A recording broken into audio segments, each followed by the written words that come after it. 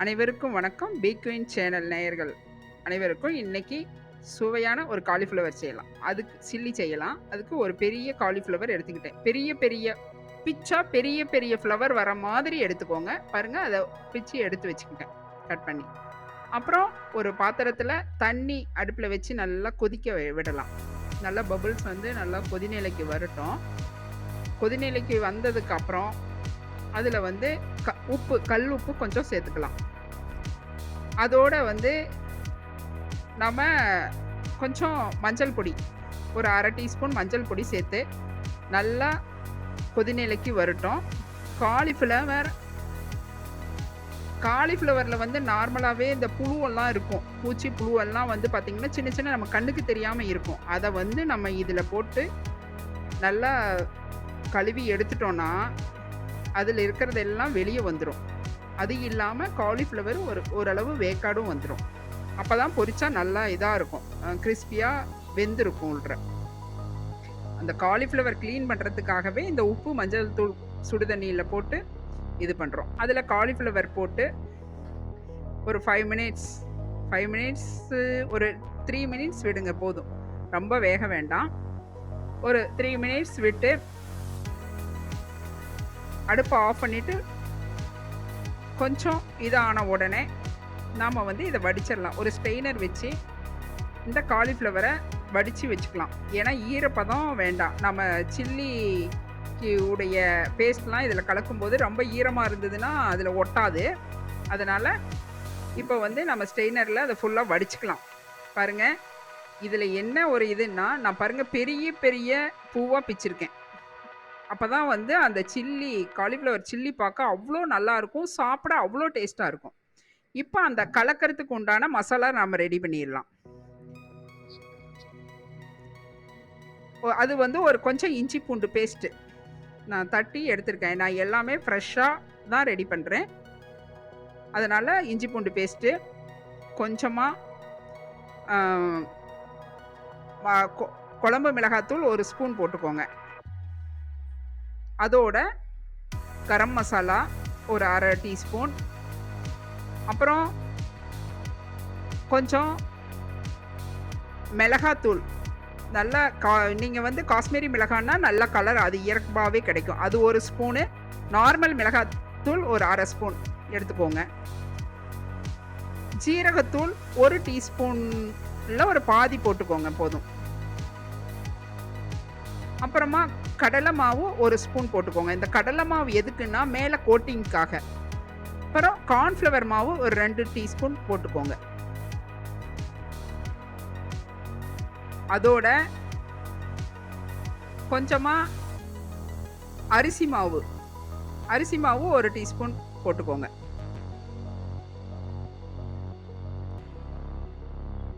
இதில் வந்து கடலை மாவு, கார்ன்ஃப்ளவர், அரிசி மாவு இதெல்லாம் சேர்த்துருக்கோம். அதோட உப்பு அதுக்கு தேவையான அளவு உப்பு பார்த்துக்கோங்க. 1 டீஸ்பூன் போடுங்க, சரியா இருக்கும். கொஞ்சமாக மஞ்சள் தூள் ஒரு 1/4 டீஸ்பூன் மஞ்சள் தூள் இது எல்லாம் பிரட்டிக்கோங்க. அதாவது இதில் நம்ம மல்லி, ஜீரகம், இந்த சாம்பார்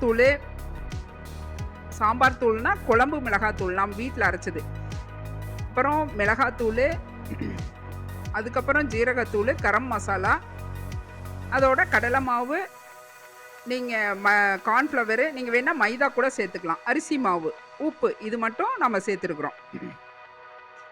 நீங்கள் குழம்பு மிளகாத்தூள் வேண்டாம் அப்படின்னீங்கன்னா நீங்கள் மல்லித்தூள் தனியாக சேர்த்துக்கோங்க. இதையெல்லாம் கொஞ்சமாக தண்ணி விட்டு நல்லா பாருங்கள், இந்த மாதிரி பேஸ்ட் அளவுக்கு பிரட்டிக்கோங்க.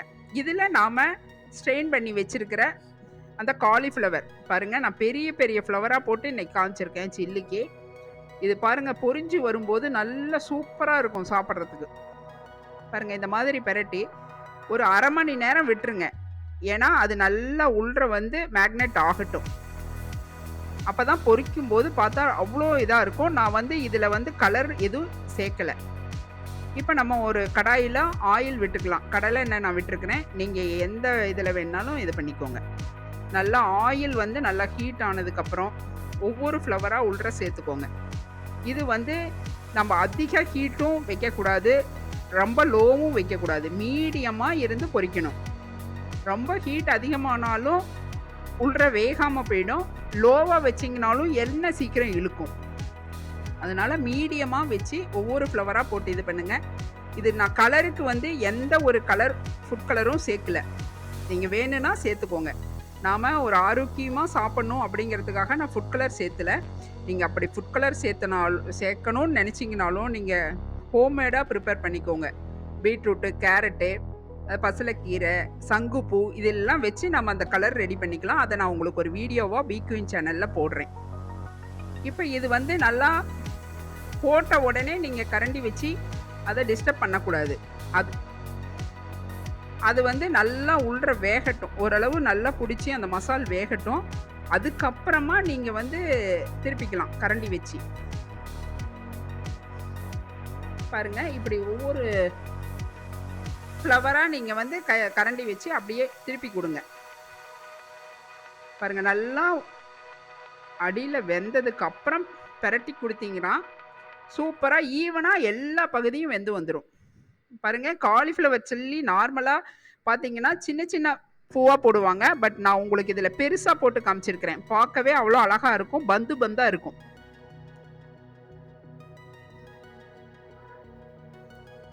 போட்ட உடனே திருப்பினோன்னா நம்ம அது மசால் உதிரும். அதனால் பாருங்கள் அப்படியே பெருசு பெருசாக அழகாக இருக்குது. பாருங்கள், எப்படியா இருந்தாலும் ஃப்ளவர் நம்ம பெருசாக போடும்போது அது வெந்து அது கிறிஸ்பி ஆகிறப்ப வந்து கண்டிப்பாக சுருங்கும். நம்ம அவ்வளோ பெருசாக போட்டு பார்த்தீங்களா இப்போ நார்மல் சைஸ்க்கு வருது. அதனால் நம்ம ரொம்ப பொடிசாக நம்ம எப்போவுமே கட் பண்ணக்கூடாது. இந்த மாதிரி ஓரளவு பெருசாக போட்டிங்கன்னா தான் பார்க்குறதுக்கு சில்லி சாப்பிடவும் பார்க்குறதுக்கு லுக் இருந்தால் தான் நமக்கு சாப்பிடவும் தோணும். பாருங்கள், அழகாக வந்திருக்குது.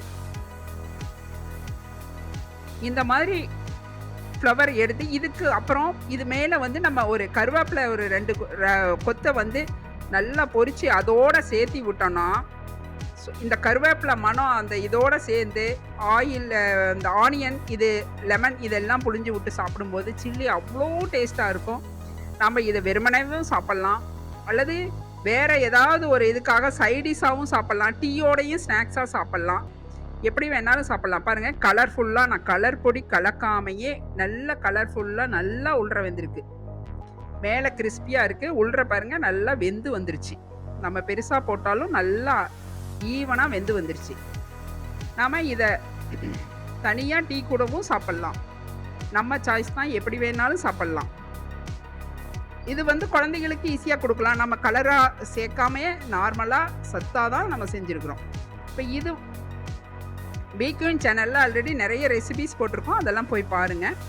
இதை வந்து நம்ம ஒரு ரசம் சாதம் அதுக்கெல்லாம் தொட்டு சாப்பிட்றதுக்கு அவ்வளோ டேஸ்ட்டாக இருக்கும். இதை தொட்டுக்கிட்டு சாப்பிட நான் ரசம் சாதத்தோடு வச்சு சாப்பிட்டு காமிச்சிருக்கேன். பாருங்கள், இதே மாதிரி நீங்களும் உங்கள் வீட்டில் செஞ்சு சாப்பிட்டு பார்த்துட்டு எப்படி இருக்குது வீடியோ அப்படிங்கிறத சொல்லுங்கள். மறக்காமல் கமெண்ட் பண்ணுங்கள். சேனல் பிடிச்சிருந்தால் லைக் பண்ணுங்கள், சப்ஸ்கிரைப் பண்ணுங்கள், ஷேர் பண்ணுங்கள். மீண்டும் அடுத்த வீடியோவில் சந்திக்கலாம். நன்றி, வணக்கம்.